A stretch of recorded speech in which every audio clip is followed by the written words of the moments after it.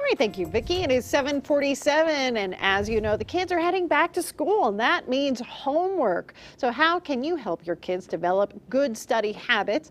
Parenting expert Jackie Insinger from Insinger Insights is here with some advice this morning. Good morning, Jackie. Good morning, Kim. So a lot of us, summertime, we get out of these habits and our bedtimes and our rituals. So how do we get back into it and get the kids going in the right direction? I cannot believe we're here talking about study skills and back to school already. I feel like we're just here talking about summer trips. So getting back to this mindset and this transition back to school, really getting into the study skills and study habits and how to maximize our own brain's capacity by using these great science-backed tips to really implement to make learning more productive and less stressful for your child. So what are your tips? Okay, well, my first tip is to really find your child's strengths. And by that, I mean learning strengths or their smart, their particular smart. And I'm referring to the theory of multiple intelligences by Dr. Howard Gardner.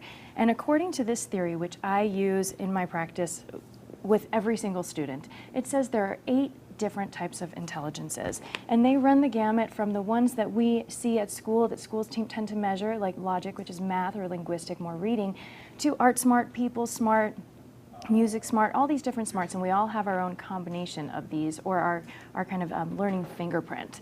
And so tapping into this, you can figure out which is your child's most dominant smart and use that to help capitalize on it and use it to kind of make up for the weaknesses or deficits. So for example, for a vocabulary lesson, for a linguistic smart or word smart child, you would have them write out the definition in their own words.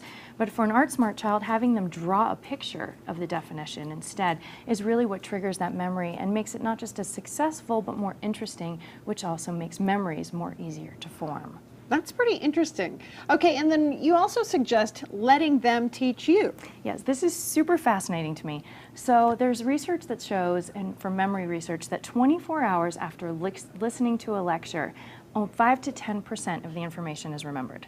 However, if you teach someone this information or use this information within 24 hours, up to 90% of the information is retained. So the key takeaway for this for parents is really helping your child either teach it to you, have a study group, have a study partner, which I highly recommend, or somehow manipulate or use this information within 24 hours so we don't have to just keep relearning and relearning, but instead just refreshing and reviewing the information. All right, Jackie, thank you so much for coming in today. Good tips. We appreciate it as always. And if you would like more information from Jackie on this subject, you can check out the Colorado Parent Magazine. It is available now. All right, 7:50 and still ahead on Daybreak, Chris Parente has a look at all the entertainment news. Chris? Yeah,